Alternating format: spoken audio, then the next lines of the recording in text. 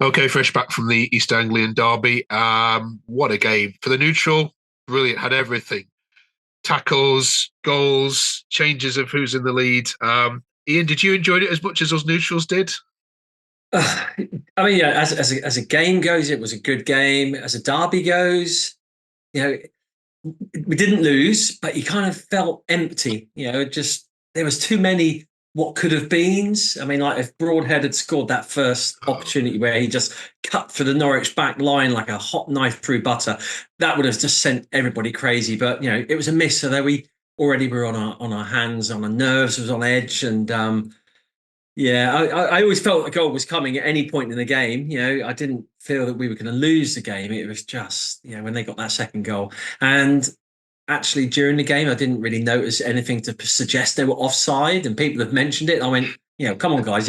We missed those opportunities. But actually, when you play back to both goals, you went, actually, they are pretty significant missed decisions by the linesmen. I mean, the referee wasn't too bad, but both linesmen were shocking on the day. But, that's what happens. If you don't put your chances away, something like that will come back and bite you. And we found out. I mean, we're very fortunate that Coventry had read some of the script, so they kept the Leeds to a draw. So, it's still a 10-point gap. Apparently, it's getting close, smaller each week, but I kind of haven't seen yeah, it get smaller.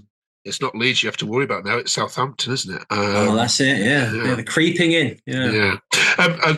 Before we move on from the Norwich game, how good genuinely was it to have this derby back as a fixture, though?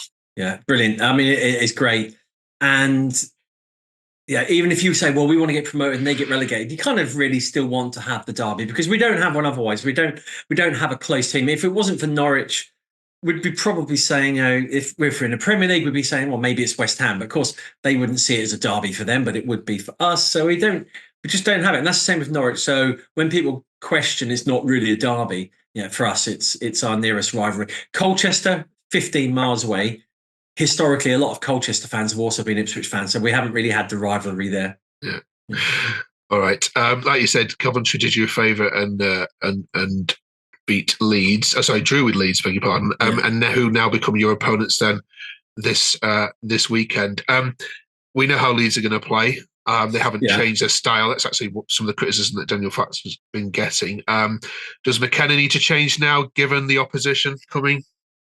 I don't think so. I mean, the key thing that came out of yesterday's game was the fact that Sam Morsey didn't get a yellow card. If we'd lost Sam Morsey, there would have been some probably changes maybe at the back because Morsey is such a stable player in the middle of the park. I think that he helps the likes of Wolfenden and Burgess at the back, who are still fairly young. If Morsey was suspended, we might have seen Twanzebe start against Leeds. I think that McKenna still wants to get him fully 100% fit because of his back injuries. I think the game plan, as it is with every game, will be bespoke, but more or less, from the uneducated, just from us fans on the sidelines, it'll look pretty much the same with probably more or less the same starting 11 as we had against Norwich.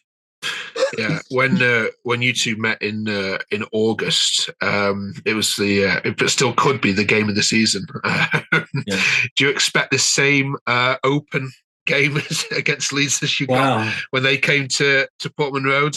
Because they're the only team, of course, to have won still at Portman Road 4 months on. Yeah, I can't help but feel the pressure's getting to Leeds a bit. I mean, we saw towards the end of the Coventry game, tempers are flaring, Somerville getting involved in a semi kind of handbags at dawn kind of situation. I think that the Leeds atmosphere is really, really quite intense as well for any visiting team. So, you can't rule out Elland Road's crowd being the 12th man. But I think that, we lost to Leeds at home 4-3. But I think we're one of the few teams to score 3 goals against Leeds. You look at the stats for that game, you wouldn't have guessed that was going to be the final scoreline. It literally was 9 minutes of madness where Leeds just absolutely hammered us with three chances taken, 3 goals. And, that really knocked the wind out of us. It's a bit like the West Brom game when we went down 2-0. It just really set us off our kilter. Okay, let's look at your Christmas fixtures then before we bring in our Leeds fan, and let's see how many points you're going to get from them. I mean, the biggest 2 fixtures now, then obviously, both live on TV as well, so will be great to watch these two anyway.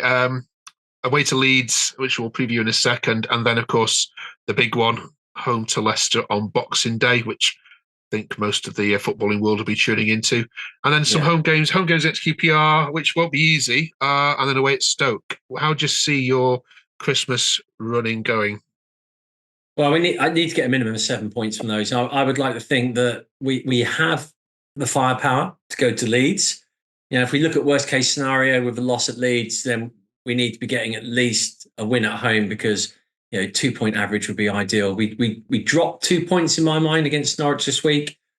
Leeds, we're going to have to push to guarantee a draw on the road, and I think that home to Leicester, Sky really picked the fixtures, haven't they? That's going to be one hell of a game. I think Vardy is still injured, so that could be maybe he's fit enough to come as a sub. I don't know, but again, I think that Portman Road, again, we've seen how good we were. Just got to take those chances. And if we take our chances, I see a good home win against Leicester, which really could really decide which way it's going to go going into the new year. It's going to be a great game, that one. All right, let's bring in our Leeds fan and let's put you two together. And Ben, this is one you've been looking forward to, isn't it? This one? Yeah, I'd say so. We need to get some of the points back that we've lost over the last 2 games, because let's be honest, we've been woeful. But I wouldn't say woeful. Against Coventry, same old Leeds who just couldn't put the ball in the back of the net. But where's the Leeds from like a month ago when we couldn't stop scoring? I just don't know what's going on at the minute. We just can't finish teams off. But we're at home, so we ain't going to lose to these anyway. It's like, I know the informed side, shall we say, but I ain't bothered about it. Little old Ipswich.